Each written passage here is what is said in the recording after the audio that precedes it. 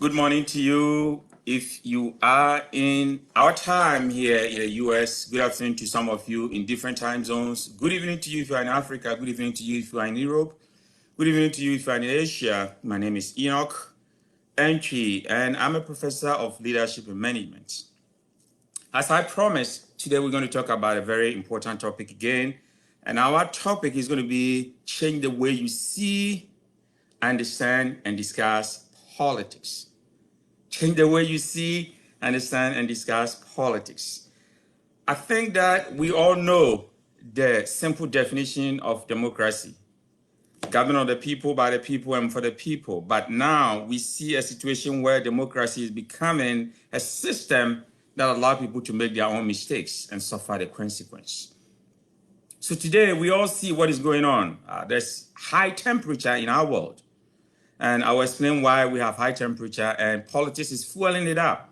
And the way some of us, God created us to be peaceful. We need to talk about how the world can have peace. Because democracy is not about tribes and race and the weak and the strong and pitching each other against the other. It's government of the people. So when we talk about the people, some will be strong, some will be weak, some will have different tribes, some will have different races, but we, the people, are one. And that is what I expect politicians to be their message in this 2020. Now, let me tell you something. I see a very wrong trend in modern and future politics. The way we pitch each other against each other, that is not well. And then we see ourselves as forces of tribes and race and a battle of good and evil. And that creates conflicts and insults and lies and, it's about winning at all costs. That is not exactly what we want to be. We want our system to be in such a way that we see ourselves as part of the global collective tribe rather than the single entity of who want to lead us in our part of the world. So let me go to the details. In Africa and Asia and America and Europe, there's a lot of elections going on. We have legislative elections or parliamentary elections. We have municipal elections, regional elections, we have general elections going on, some from the beginning of 2020, and others are going to come at the latter part of 2020. In Africa, let me tell you the countries that are having elections this year. We have Ghana, Guinea, Mali, Burundi, Malawi, Tanzania, Ivory Coast, Seychelles, Burkina Faso, Egypt, Nigeria, Central African Republic. So 12 African countries are having elections this year out of the 54 countries. Now, let me come to Asia. Asia, we have Uzbekistan, Taiwan, Nepal, India, Bahrain, Tajikistan, South Korea, Mongolia, Sri Lanka, Singapore, Malaysia, Kazakhstan, Tajikistan, Nepal, and then Indonesia. All these countries are also having elections in Asia. Now let me go to Europe.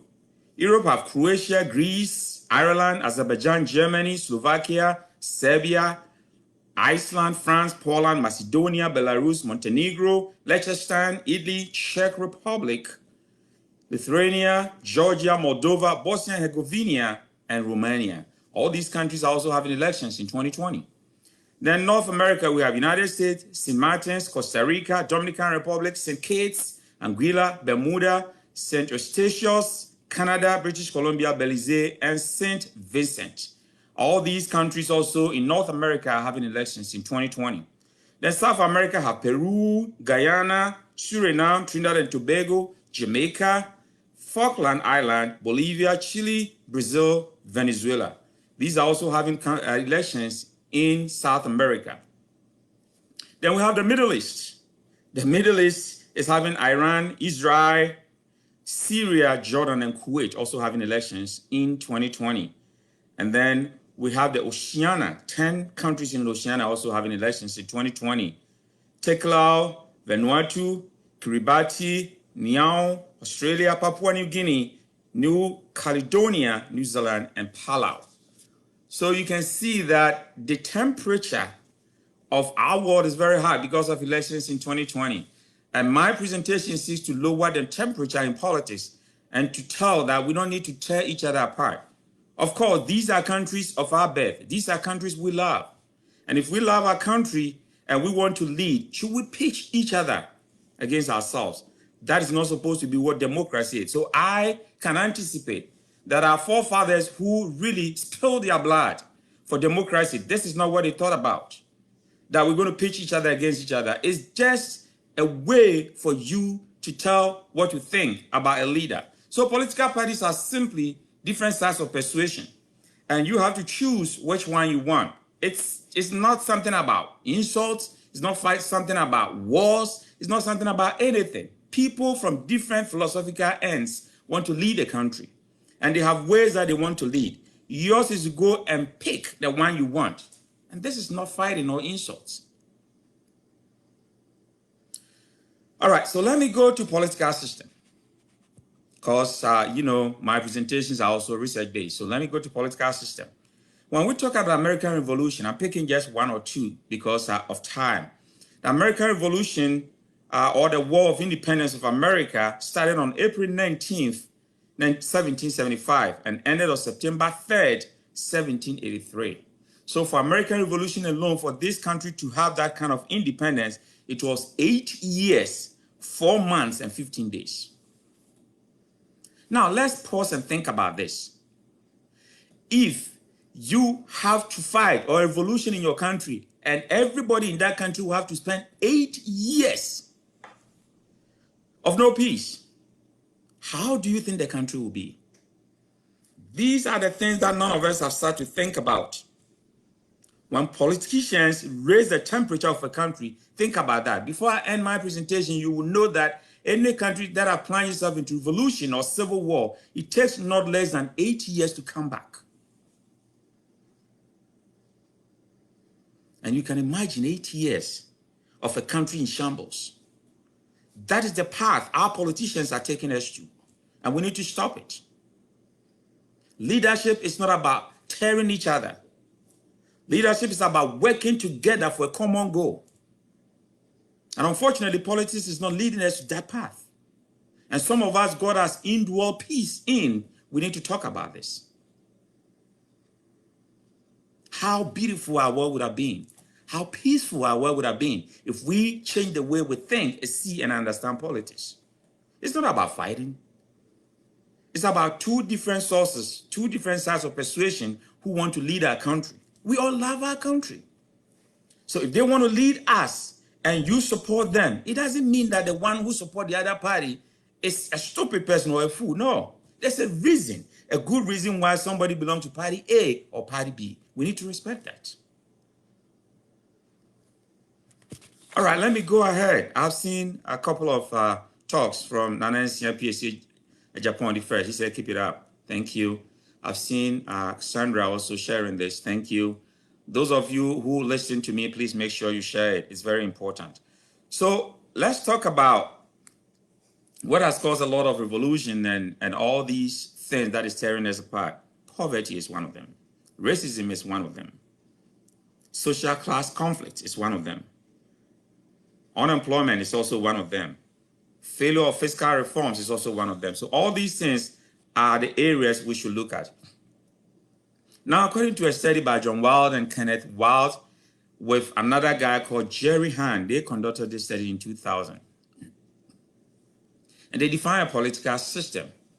They talk about it being a structure of processes and activities which a nation uses to govern itself.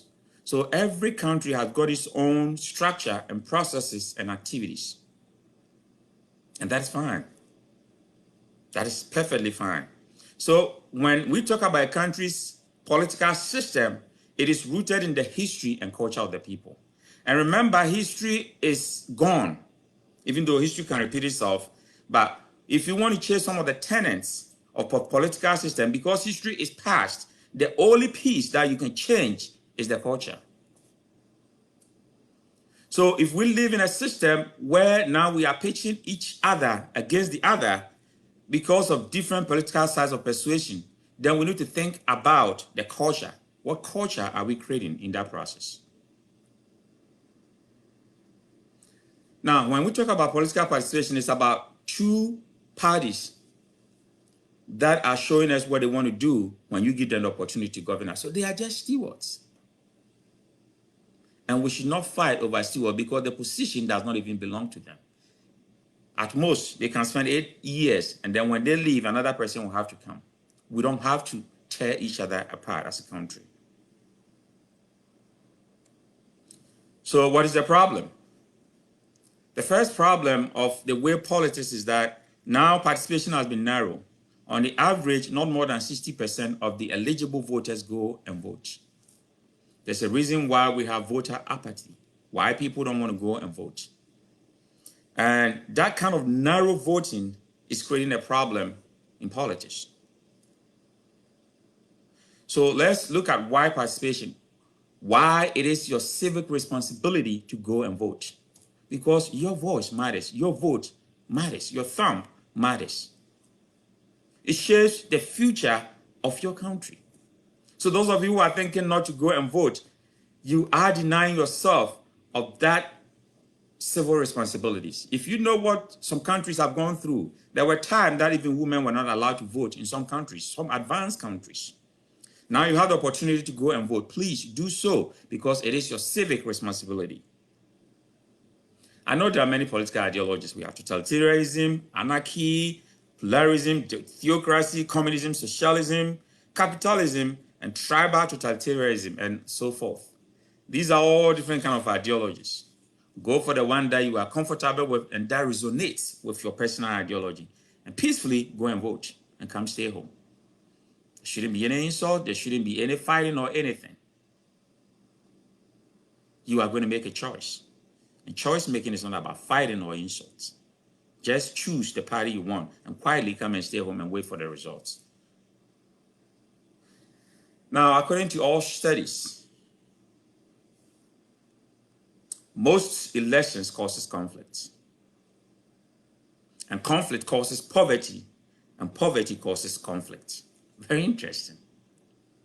So the most common cause are poverty, low economic growth, and some are even saying dependency on natural resources for exports. So, in fact, the poorest 1/6 of humanity endures for 1/5 of world civil wars. What is at stake now? According to Paul Collier and Anke Hofer, in their study, The Challenge of Reducing Global Incidence of Civil Wars, they said that when politicians pitch each other, it causes war, what they call the raw meat. So some politicians intentionally will give their followers raw meat, something to chew on, so that they can go and spit it on the other people. Hard words.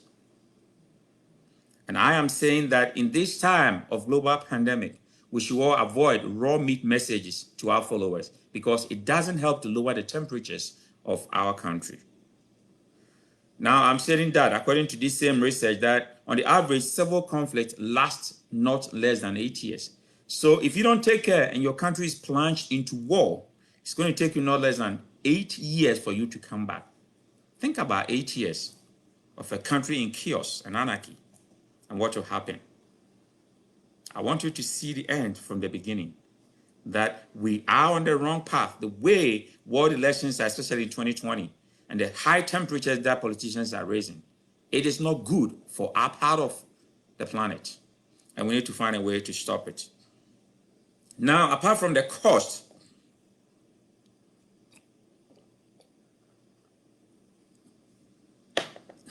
sorry about that. Apart from the 8 possible years that there will be conflict, there's also the cost. And on the average, it's going to cost your country not less than $10 billion of a collapsed health system, because when there are wars, of course, the health system is the first that is going to collapse. People are going to get injured, some are going to die, and you don't know where to keep them. GDP is also going to fall less than 5%, according to this study, and 18% of income is wasted on arms and the militia. So full recovery takes decades, which reduces output by about 105% of the nation's pre-war GDP. Now look at all this. Is that a path you want to go? So how to see democracy? Electing leaders should be by wide participation. Freedom of expression is your constitutional right. Just go and vote. Avoid conflict and violence. And we must manage political risk through adaptation, information gathering, and influencing local policies through awareness and creation. Education has been part of every solution, and we should make sure that we educate our citizens that elections is not about violence or insulting each other. It's about peacefully making a choice of which part of persuasion you want to go. Again, I want to say that our legal system should sit up and be proactive during elections. Election laws and regulations should hold political parties accountable for their actions, and they should all play by the rules. There's somebody I like a lot. His name is Voltaire. He was a great French philosopher, and his real name is Francois-Marie Aurier. He was born in 1694 and died on the 1778. And he has a famous battle cry, which is relevant in today's politics. He says, "Écrasez infâme, écrasez infâme." And the écrasez infâme means that crash infamy, crash infamy. And by infamy, he's talking about all forms of suppression, fanaticism, extremism, bigotry, prejudice, and racism. That when these things rear their ugly heads in politics, it creates confusion and chaos, and we should all avoid that. Now, in the 18th century, all the enlightened leaders talk about this, that mental slavery is something that we should avoid. And politicians find a way to push our people into mental slavery. I support this person, that's what I want to hear. All the other people are evil. So during election, it's not about good and evil. It's about choices of two sides of persuasion with good minds to serve the country, and you have to make a choice. So please, let's enlighten ourselves with this. Do not allow any politician to enslave your mind that you are tougher than the other, because when we talk about democracy, it's a government of the people, by the people, and for the people. And when we talk about the people, some will be different colors, some will be different sizes, some will be different heights, some will be weak and strong. We are all people. We, the people, should not be divided by politicians. According to a guy called Charles Daw, he comes from Minnesota State, Southwest. He said that criticism is the lowest form of participation. Criticism is the lowest form of participation. If we want to participate, it's not about criticizing each other. Of course, constructive criticism is very important, but we need to make sure that criticism is the lowest form of participation. Suggesting ways that we can work together is the highest form. It is easy to criticize people, easily. In fact, that is the easiest thing to do, criticize somebody. But let me tell you one thing. If I am with somebody in a place and everything that I do, the person sees everything wrong, don't you think there's also something wrong with that person? If we are two sides of persuasion and all that the other political party does, the other one don't see anything right with it, or the other way around, don't you see something wrong with this picture? Just think about it. So this is my take. Democracy is not given to us. We have to work very hard to sustain and grow it and create one that fits our culture and keep it sacred for all generations to come. In your country, democracy is not given to you. You have to work on it. Now, God in his wisdom knows why he created you to be in that part of the country. And I think that you have an honest responsibility to make peace in your part of the world. I have seen Benedicta says, that's my prof. Joe says that, yes, you need water, bro. Yes, I need water. And I like to drink water a lot. So, Joe, yes, I've taken water. And water is good. Water is life. So what is the central issue of our time? Is what kind of democracy do we want our country to be?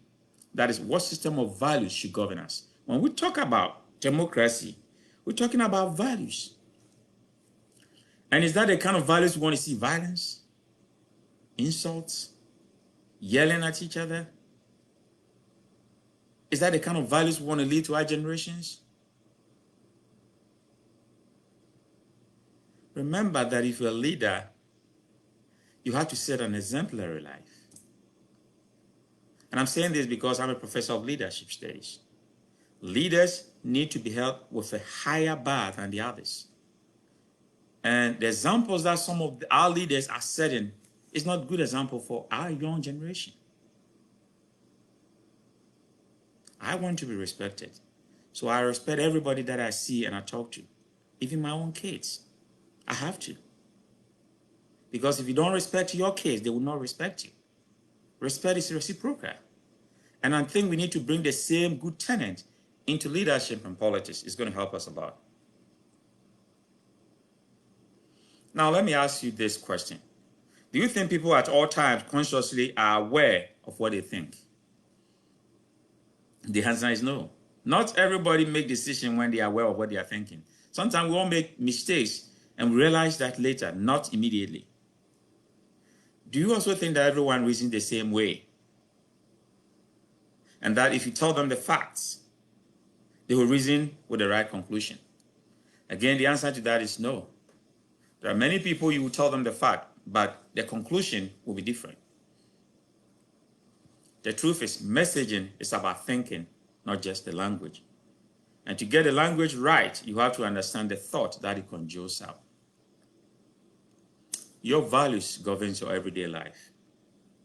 And our basic moral values of every democracy are empathy and social responsibility.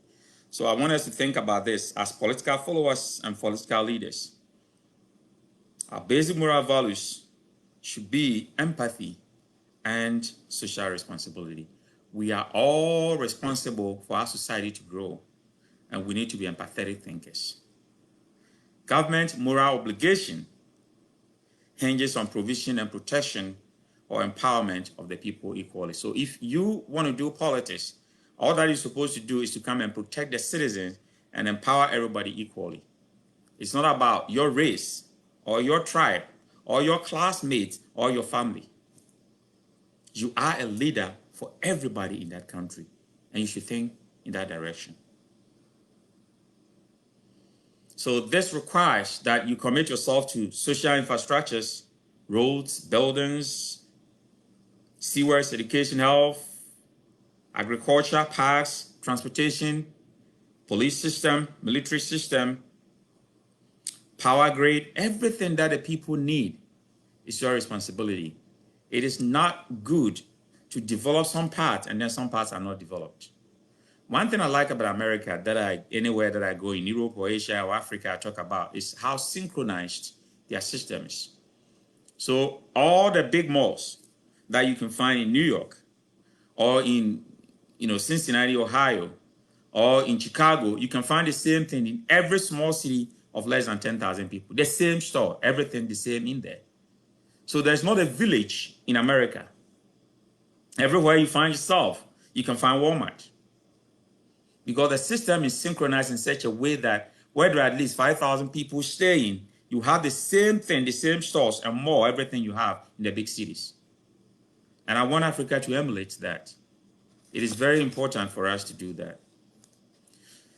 So the first thing we need to understand is that all politics is moral.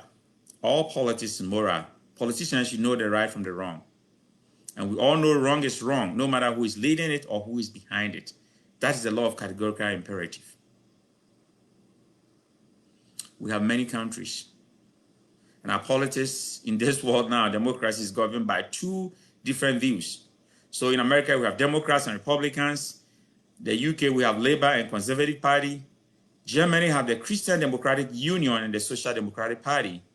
And then Nigeria have All Progressive Congress, which also pitch themselves to the People's Democratic Party. And Ghana have NPP and NDC. I can talk about different other countries, but because of time. And in all these, both hold different or same progressive, democratic, or liberal views. So democracy depends on the citizens caring about each other and thinking responsibly, both for themselves and for others.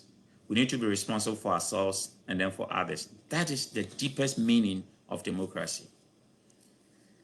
Now, if you are a Democrat or a liberal or progressive, we all hold priority that we need good roads, right? Education, healthcare, communication system, court system, basic research, police, military, fair judicial system, clean water system, clean air, safe food, parks and gardens, good agricultural practices. We all agree to this, don't we? So if we all agree to this, why do we insult each other? I think it's because of the way we've been framing politics. Because each moral worldview should come with a set of frames. And by frames, I mean structures of ideas that we use to understand the world. How do we make our people understand the world that they find themselves? All politics are morally framed. So all policies should also be morally framed. This is very important because all politics are morally framed. All policies must also be morally framed. The choice of any frame is also a moral choice. So morality is very important. It's a very important concept in politics. And unfortunately, people don't see it that way. So all the political parties, we have a moral choice. And nowhere is this clearer than in the issue of education and thinking or banking and jobs and health. We need to provide some of these things for our people. So healthcare is a moral concern. It's not an economic matter. I have been discussing this with a colleague of mine, Dale, who is a consultant, top professor, and we talked about this, that people working in America at the health services are paying higher, twice, sometimes 3 times insurance, health insurance than the others who are working in different sectors. You work in a health sector and you pay 3 times higher on your insurance because the insurance companies have gapped the health system in America. We talked about that. There are many issues. Health should be a moral issue, not an economic issue. So when we talk about affordable health, it fits into that moral issue and it should not be fit into an economic issue. I'm not going to go into, so the big question is, are education and health care market issue or public issue? I believe they should be public issues, not market issues. And we should begin to think in that direction. So to answer all the questions, let me ask you this. Does the Constitution provide for the general welfare of the citizens? Yes, in every country. Should that right have been the moral and conceptual basis for health and education and policy laws? Yes, I believe so. Do we care about each other? I think so. Are we proud that sometimes we contribute to blood donations to save others' life? Yes, I have done that before. And we are all proud when we do something in our little own way to save others. Now, if we all agree to that, then we need to use languages that will show that really we care about each other. And each political party must use language appropriate to the moral views they believe, not insults.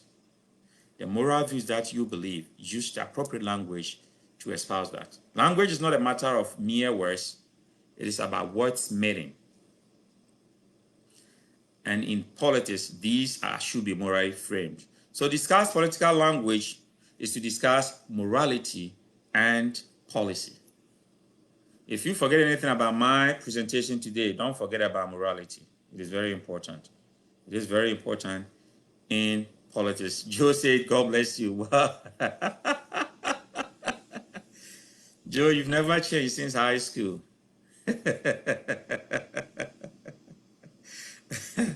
So all our communication should be morally based, and conceptual transparency is what we need. I think that our leaders should be open and collaborative instead of creating drama and confusion. And that is important. So with this knowledge shared, how do we go beyond policy and patentry to the same old ideas that have not worked, tearing each other apart? Because my goal is to lower the temperatures in all the countries that are having elections this year. And how do we do that?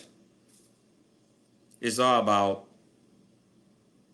the institutionalization of morality defined in us. And whatever you believe in, whether you believe in God or not, whether you believe in yourself, that's your choice. The same way, I know that when you're going to make a choice, you also have to respect other people's choice. So, my word is unity. And unity I talk about this e pluribus unum, from many one. E pluribus unum, from many one. Oneness is a deep fundamental value in nation concept psyche. Even though unity does not mean uniformity, it is a desire that I have so that we can work in a very bipartisan way on issues and policies in our congresses. Can we begin to see the answers in the study of contested concepts? So let me explain to you what contested concepts are.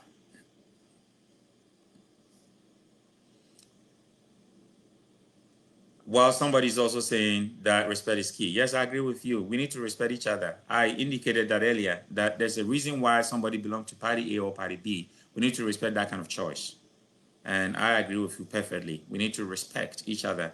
I think for lack of respect is why we insult each other and we intimidate each other and we think others are weak and, you know, we pitch each tribe and race against each other. And some think about their supremacy and all those things. It's about lack of respect. We need to respect each other. I agree with you perfectly. Thank you.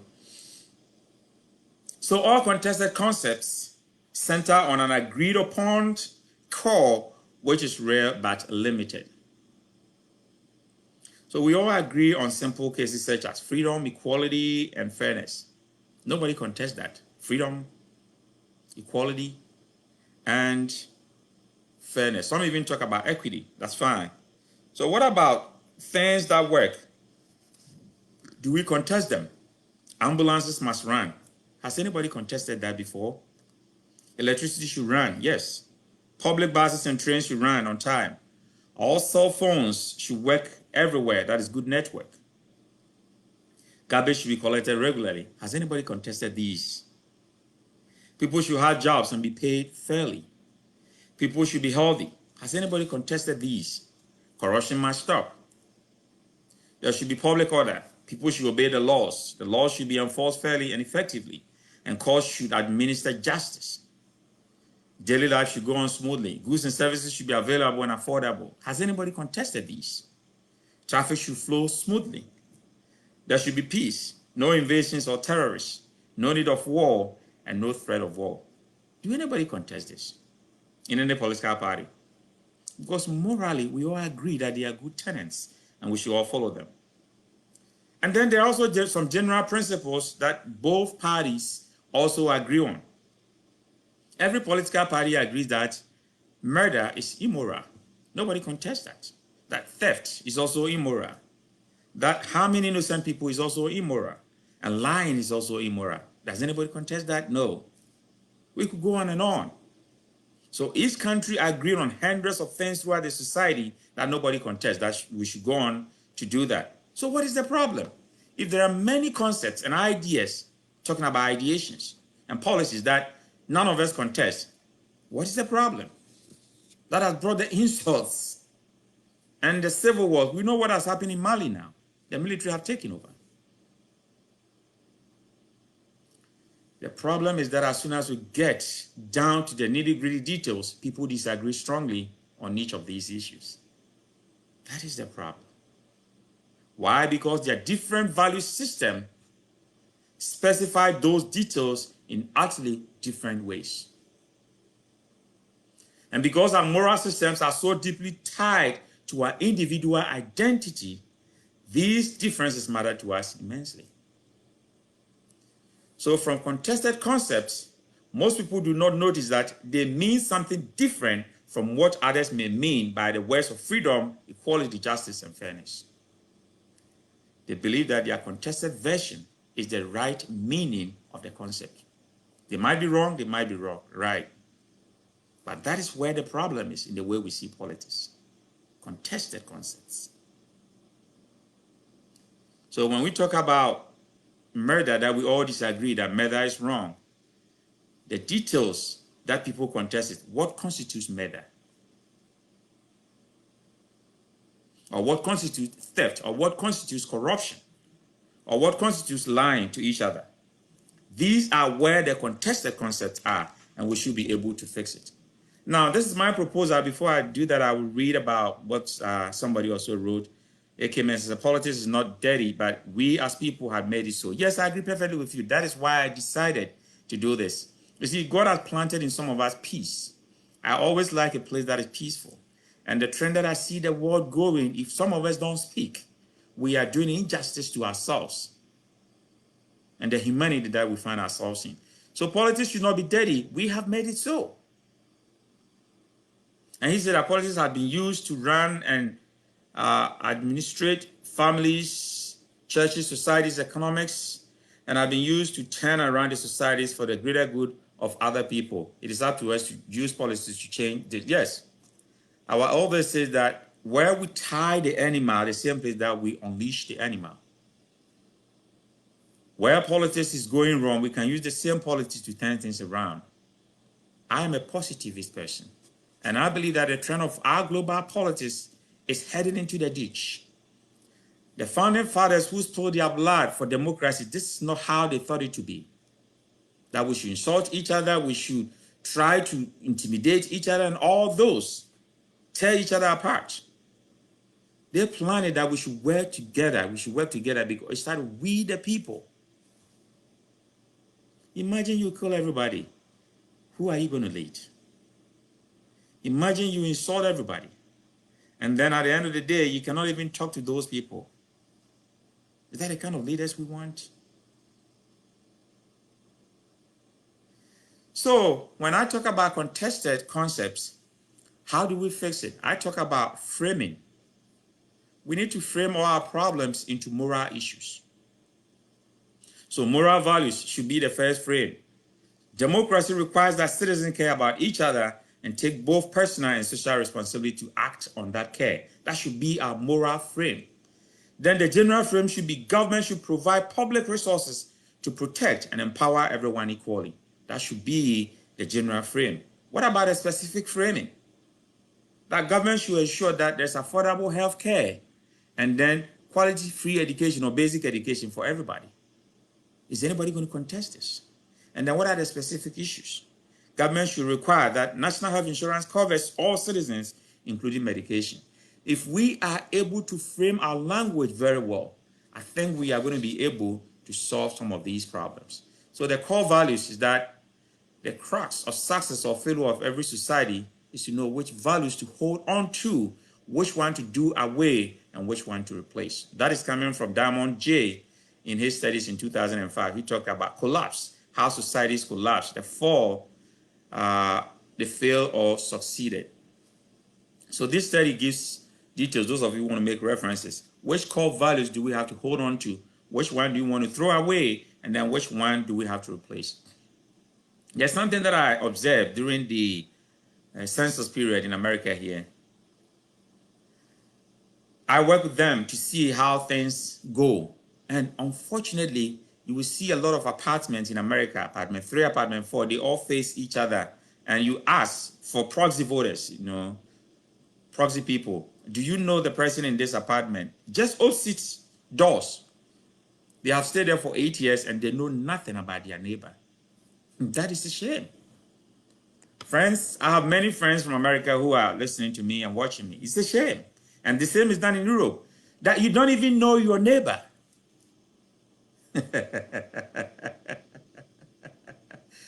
You have to take time to know the person who stays in your neighborhood. It's very important. It's saying we don't care about the world has grown to be so selfish. It's all about us. No. Democracy is we, the people. Michael Jordan said something that I like a lot. He said there's no I in a team, but sometimes you take an I to we. It's all about we, the people. So don't think about yourself alone. Your neighbor's problem should be your problem too. We should be each other's keeper. And that is something, a culture that we have to change. So let's think about core values that we have to hold on to, the one that we have to do away, and the one that we have to replace. We should all avoid wars and conflicts and fighting and creating fear among each other. That's not what democracy is about. Democracy is about peace, working together to build the country we love. And in doing that, we all know that leaders have to be stewards of our time, talent, and resources.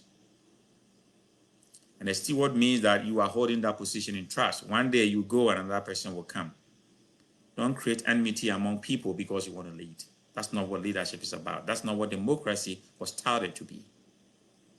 So let's look at that. I believe that united with the people, we can serve any capacity that we want to serve and cultivate a good culture for our country. We need to look at ourselves in the mirror and develop our people and harness the power of our people to do more than what they are doing for us. We need to build relationship among the citizens, build values within our communities, and then we have to be caretakers of our community as well. We need to marshal our resources effectively and efficiently and create organizational consistency to witness to one another. Let's get out of the class wars. Let's create equal opportunity for our citizens, because that should be the ideal world. And I end with this. We all know how to welcome our leaders, but unfortunately, we don't know how to say goodbye to them. When people come and serve us, and they serve us diligently, let's know how to say goodbye to them. On that note, I want to thank you for listening to me and those of you who shared ideas. God bless you. Another time I'll come your way. My name has been Enoch. Take care and God bless you.